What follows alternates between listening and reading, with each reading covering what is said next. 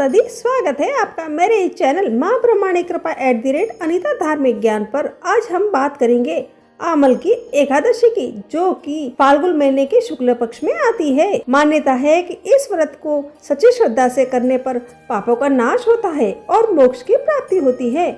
आंवले के वृक्ष में भगवान विष्णु का वास होता है, इसलिए इस दिन आंवले का पूजन और विशेष फल देता है। यह व्रत जीवन में सुख, शांति और समृद्धि लाने वाला माना गया है। हिंदू धर्म में एकादशी व्रत का खास महत्व माना जाता है। हिंदू पंचांग के अनुसार एक साल में कुल 24 एकादशी पड़ती है। इन्हीं में से एक है आमल की एकादशी, जो फाल्गुन मास के शुक्ल पक्ष में आती है। आमल की एकादशी को आमला एकादशी या रंगभरी एकादशी भी कहा जाता है। इस दिन भगवान विष्णु और आंवले के वृक्ष की पूजा की जाती है। काशी में इस दिन से ही होली के पर्व की शुरुआत होती है, इसलिए इसे रंगभरी एकादशी कहा जाता है। मान्यता है कि इस व्रत को सच्ची श्रद्धा से करने पर पापों का नाश होता है और मोक्ष की प्राप्ति होती है। आंवले के वृक्ष में भगवान विष्णु का वास होता है, इसलिए इस दिन आंवले का पूजन और सेवन विशेष फल देता है। ये व्रत जीवन में सुख, शांति और समृद्धि लाने वाला माना गया है। ऐसे में आइए जानते हैं इस साल आमल की एकादशी का व्रत किस दिन रखा जाएगा। साथ ही जानेंगे पूजा के मुहूर्त से लेकर पारण समय और व्रत की पूरी जानकारी। पंचांग के अनुसार एकादशी तिथि 27 फरवरी को रात 12:33 पर शुरू होकर उसी दिन रात 10:32 तक रहेगी। ऐसे में साल 2026 में ये व्रत 27 फरवरी शुक्रवार को रखा जाएगा। उदय तिथि के अनुसार इसी दिन व्रत मान्य रहेगा और पारण का समय 28 फरवरी को सुबह 6:47 से लेकर 9:06 के बीच किया जाएगा।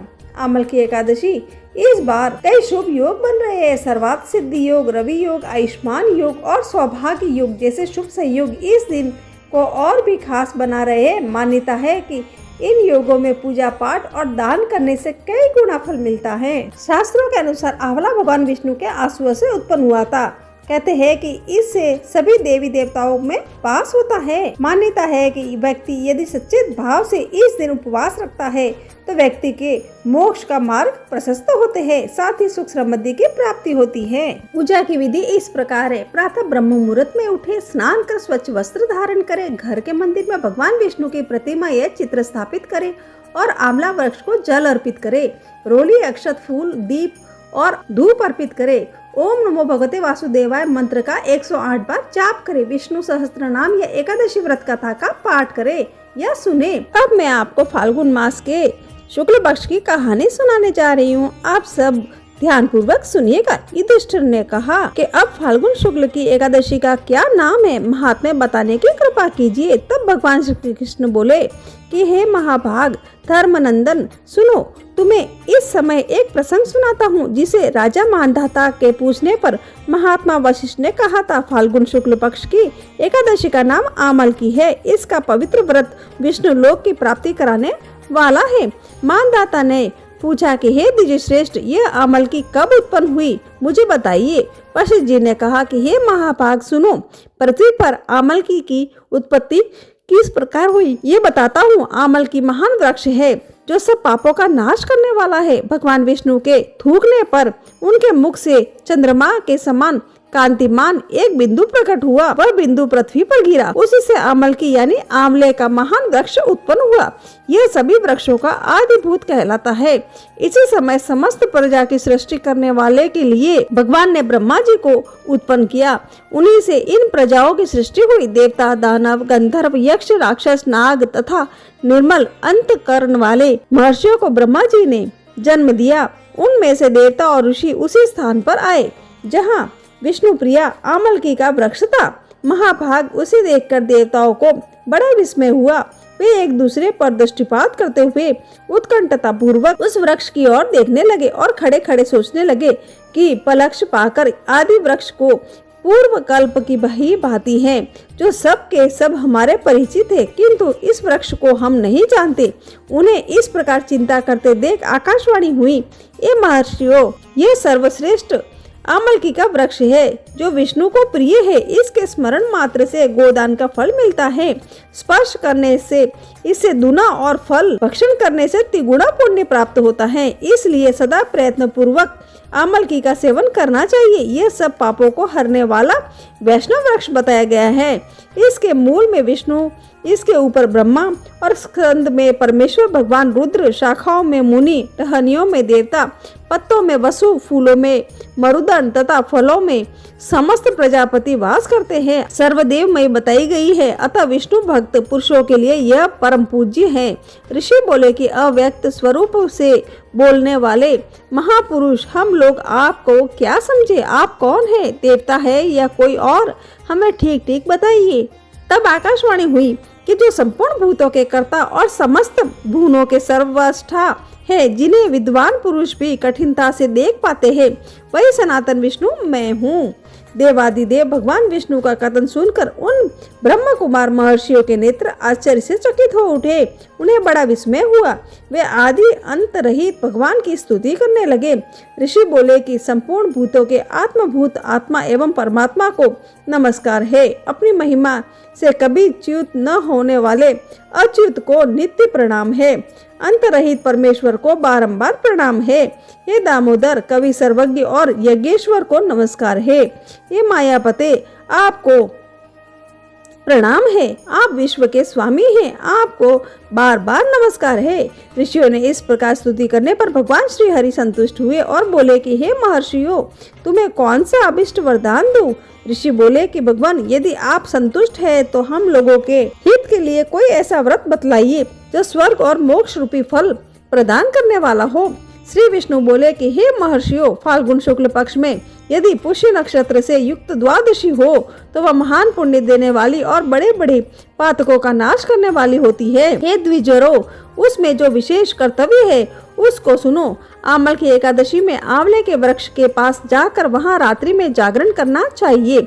इससे मनुष्य सब पापों से छूट जाता है, सहस्त्र गोदानों का फल प्राप्त करता है। विप्रगण, ये व्रतों में उत्तम व्रत है जिसे मैंने तुम लोगों को बताया है। ऋषि बोले कि हे भगवान, इस व्रत की विधि बतलाइए। ये कैसे पूर्ण होता है? इसके देवता, नमस्कार और मंत्र कौन से बताए गए हैं? उस समय स्नान दान कैसे किया जाता है? पूजन की कौन कौन सी विधि है तथा उसके लिए मंत्र क्या है? इन सब बातों का यथार्थ रूप से वर्णन कीजिए। तब भगवान विष्णु ने कहा, हे द्विजरों, इस व्रत को जो उत्तम विधि है उसको श्रवण करो। एकादशी को प्रातःकाल दंत धावन करके यह संकल्प करे कि हे पुंडरीकाक्ष, हे अच्युत, मैं एकादशी को निराहार रहकर दूसरे दिन भोजन करूंगा। आप मुझे शरण में रखे।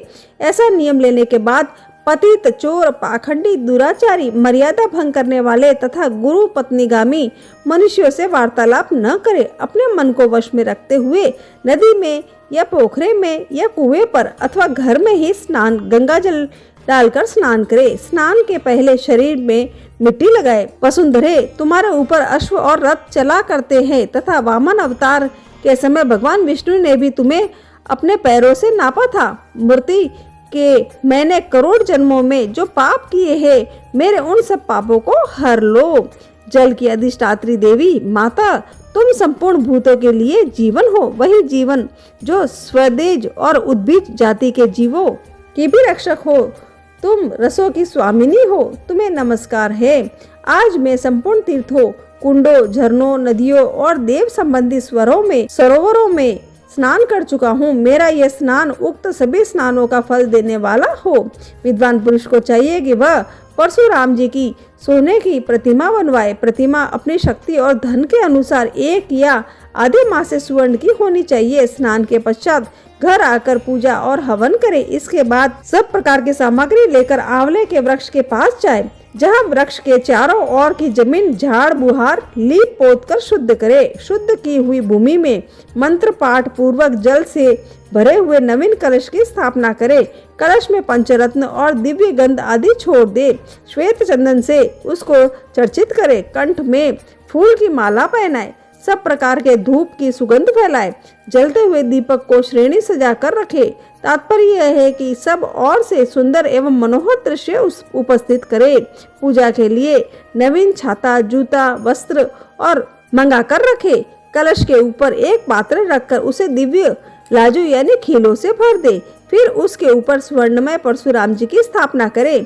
विशोकाय नमः कहकर उनके चरणों की, विश्व रूपिणे नमः से दोनों घुटनों की, उर्गाय नमः से जांघों की, दामोदराय नमः से कटी भाग की, पद्मनाभाय नमः से उदर की, श्री वत्सधारणे नमः श्री से वक्षस्थल की, चक्रने नमः से बाई बाह की, गदिने नमः से दाहिने बाह की, वैकुंठाय नमः से कंठ की, यज्ञ मुखाय नमः से मुख की, विशोका निध्यै नमः से नासिका की, वासुदेवाय नमः से नेत्रों की, वामनाय नमः से ललाट की, सर्वात्मने नमः से संपूर्ण अंगों तथा समस्तक की पूजा करे। ये ही पूजा के मंत्र है। तदंतर भक्ति युक्त चित्त से शुद्ध फल द्वारा देवाधिदेव परशुराम जी को अर्घ्य प्रदान करे। अर्घ्य का मंत्र इस प्रकार है। नमस्ते देव देवेश जामदागन्य नमोस्तुते ग्रहणाद्य मर्दनम दत्त मामलक युतम हरे। हे देवेश्वर जमदगी नंदन श्री विष्णु स्वरूप परशुराम जी,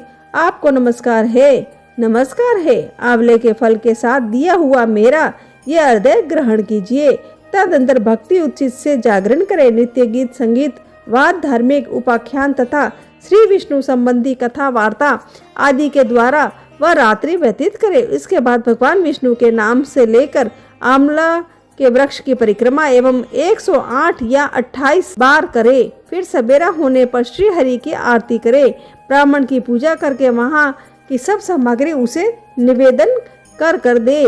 परशुराम जी का कलश, 2 वस्त्र, जूता आदि सभी वस्तुएं दान कर दे और इस भावना से करे कि परशुराम जी के स्वरूप में भगवान विष्णु मुझ पर प्रसन्न हो। तत्पश्चात आमलकी का स्पर्श करके उनकी प्रदक्षिणा करे और स्नान करने के बाद विधि पूर्वक ब्राह्मणों को भोजन करवाए। तदंतर कुटुंबियों के साथ बैठकर स्वयं भी भोजन करे। ऐसा करने से जो पुण्य होता है वह सब बतलाता हूँ, सुनो। संपूर्ण तीर्थों के सेवन से जो पुण्य प्राप्त होता है तथा सब प्रकार के दान देने से जो फल मिलता है वह सब उपयुक्त विधि के पालन में सुलभ होता है। समस्त योगियों की उपेक्षा भी अधिक फल मिलता है, इससे तनिक भी संदेह नहीं है। ये व्रत सब व्रतों में उत्तम है जिसका मैंने तुमसे पूरा वर्णन किया है। हे वशिष्ठ जी कहते हैं कि महाराज, इतना कहकर देवेश्वर भगवान विष्णु वही अंतर्ध्यान हो गए। तत्पश्चात उन समस्त महर्षियों ने उक्त व्रत का अनुष्ठान करना चाहिए। तत्पश्चात उन समस्त महर्षियों ने उक्त व्रत का पूर्ण रूप से पालन किया। नपश्रेष्ठ, इसी प्रकार तुम्हें भी इस व्रत का अनुष्ठान करना चाहिए। भगवान श्री कृष्ण कहते हैं कि हे युधिष्ठिर, ये दुर्लभ व्रत मनुष्यों को सब पापों से मुक्त कराने वाला व्रत है। इस प्रकार मेरा एकादशी का महात्म्य पूरा हुआ। जय श्री कृष्ण, जय श्री राधे राधे।